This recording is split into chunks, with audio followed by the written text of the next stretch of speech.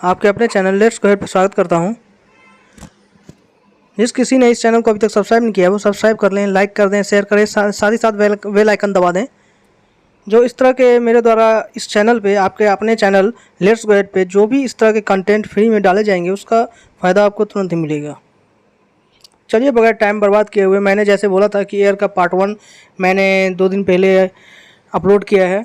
जिस किसी ने उसको एयर पार्ट 1 को नहीं देखा है वो देख लें। और आज मैं एयर पार्ट 2 एटमॉस्फेयर से रिलेटेड पार्ट 2 लेके आया हूँ। तो जिस किसी ने एयर पार्ट 1 नहीं देखा उसे एयर पार्ट 2 समझने में थोड़ा प्रॉब्लम हो सकता है, इसलिए एयर पार्ट 1 देख लें। मैं उसका लिंक डिस्क्रिप्शन में दे दूँगा। Our atmosphere is divided into 5 layers starting from the earth surface. Atmosphere जो होता है हमारे एटमॉस्फेयर जो है वो 5 लेयर में डिवाइड किया हुआ है starting from the earth surface. पहला है ट्रोपोस्फेयर, यहाँ नंबरिंग गलत दिया हुआ है उस पर ना जाए। फर्स्ट है ट्रोपोस्फेयर, क्षोभमंडल। This layer is the most important layer of the atmosphere. यह सबसे महत्वपूर्ण लेयर एटमॉस्फेयर का होता है।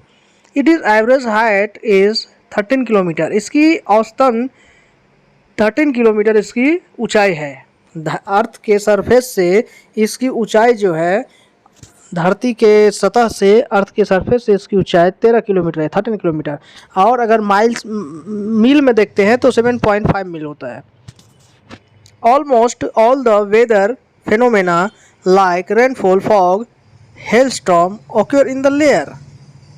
इस लेयर में जो है लगभग सारे तरह के वेदर जो होते हैं, मौसम, वो घटित होते हैं। मौसम जैसे बारिश हो गया, हेलस्टॉर्म हो गया, फॉग हो गया, या फेनोमेना मतलब कोई भी आपदा, इससे रिलेटेड जो भी वेदर होते हैं वो सारा ट्रोपोस्फेयर क्षोभमंडल में ही ऑक्योर होते हैं, घटित होते हैं।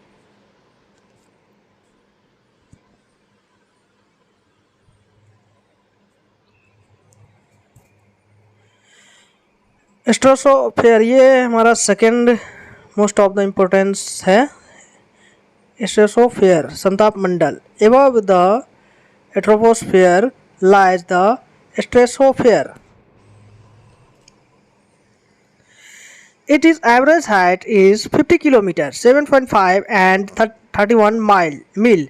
This layer is almost free from clouds and associated weather phenomena. देखिए ये इसकी एवरेज ऊंचाई जो होती है अर्थ सरफेस से वो लगभग 50 किलोमीटर होती है, और माइल में देखें तो 7.5 और 31 माइल होते हैं। This layer is almost free from clouds and associated weather phenomena. ये बादल और उससे रिलेटेड जो भी उससे रिलेटेड जो फेनोमेना वेदर जो होते हैं, जो भी आपदा होता है उस सब से ये मुक्त होता है ये समताप मंडल। Ozone layer is found in this layer. Ozone layer जो होता है वो इसी लेयर स्ट्रेटोस्फेयर समताप मंडल में पाया जाता है। Which protect us from the sun's harmful ultraviolet radiation, जो हमें सन के हार्मफुल अल्ट्रावायलेट रेडिएशन से बचाता है। Because of that ultraviolet radiation, the higher up the you go into the stratosphere, the warmer temperature become. Because of the ultraviolet radiation, इस ultraviolet radiation के कारण क्या होता है, the higher up you go, जितना ऊपर तुम जाओगे स्ट्रेटोस्फेयर के इनटू द स्ट्रेटोस्फेयर में जितना ऊंचा आप जाओगे, द वार्मर टेम्परेचर बिकम, उतना ही गर्म तापमान होता जाएगा। It is most ideal for flying aeroplane. ये जो है वो सबसे मतलब अच्छा लेयर है ओजोन के लिए, ओजोन परत के लिए और एरोप्लेन के उड़ने के लिए, क्योंकि इसमें किसी टाइप के वेदर घटित नहीं होते हैं। मेसोस्फेयर मध्यमंडल, it extend up to the height of 80 kilometre. The top of this layer is the coldest place found within the earth system. Mesosphere जो होता है मध्यमंडल, ये 80 किलोमीटर तक फैला हुआ है, जो 31 to 50 मील होता है। The top of this layer is the coldest place found within the earth system. Earth system में पाए जाने वाला सबसे कोल्डेस्ट प्लेस है, ये कोल्डेस्ट लेयर है, सबसे ठंडा लेयर है।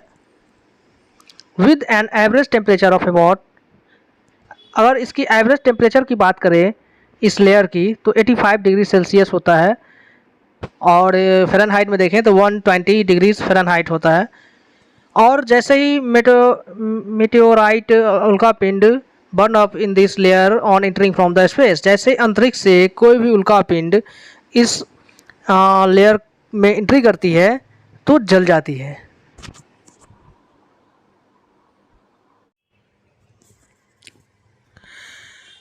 थर्मोस्फेयर या आयन मंडल।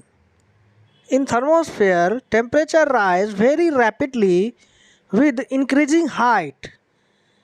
जैसे थर्मोस्फेयर में क्या होता है, जैसे जैसे ये लगातार इसकी जो हाइट, जैसे जैसे हाइट बढ़ती है थर्मोस्फेयर के, जितना हाइट पे हम जाते जाएंगे उतनी जल्दी क्या होता है, लगातार इसका टेम्परेचर जो होता है वो बढ़ता जाता है।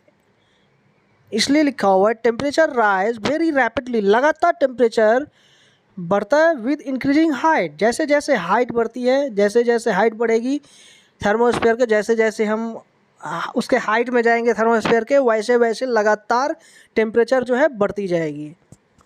Ionosphere is a part of this layer.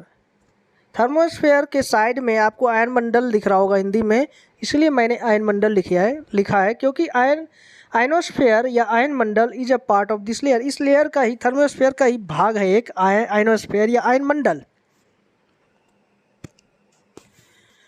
It extends between 80 to 400 kilometre. ये जो है थर्मोस्फेयर या आयनोस्फेयर या आयन मंडल वो 80 से 400 किलोमीटर तक फैला हुआ है एटमॉस्फेयर में।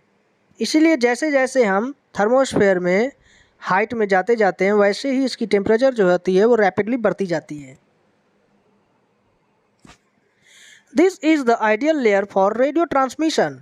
जो भी ट्रांसमिशन लगाया जाता है, रेडियो, टेलीविज़न या कोई भी जो नासा के द्वारा उपग्रह भेजा जाता है, किसी भी के द्वारा उपग्रह भेजा जाता है अंतरिक्ष में, वो कहाँ होता है, थर्मोस्फेयर, आयन मंडल या आयनोस्फेयर में ही ये उपग्रह लगाया जाता है।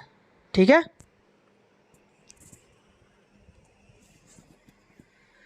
एक्सोस्फेयर, वायुमंडल, ये सबसे ऊपरी भाग हो गया। The upper most layer of the atmosphere is known as exosphere.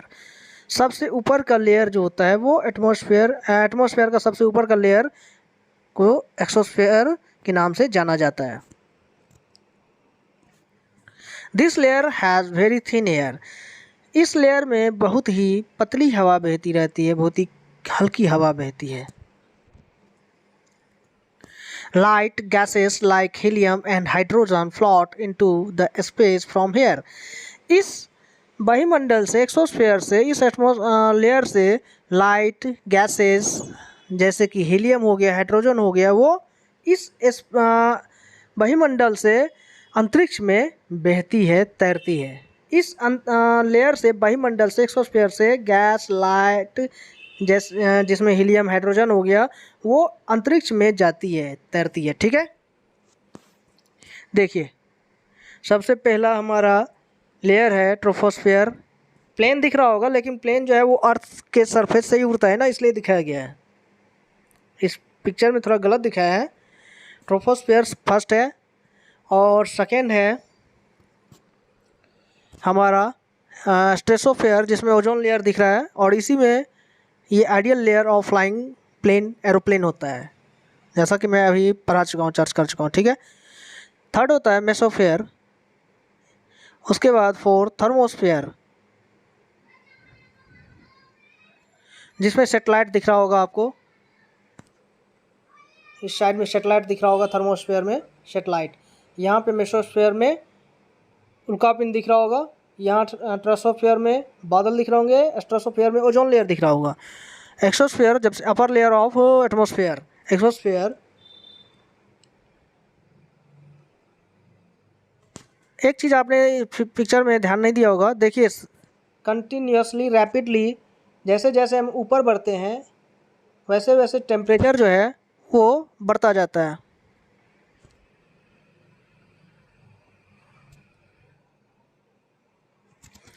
If you feel this is the best session, then please like, share, subscribe and press the bell icon to get notification. आज का आपका video आपको अच्छा लगा हो तो please like share subscribe कर दें, साथ ही साथ बेल आइकन दबा दें। आज के लिए बस इतना ही। Thank you. Thanks for watching.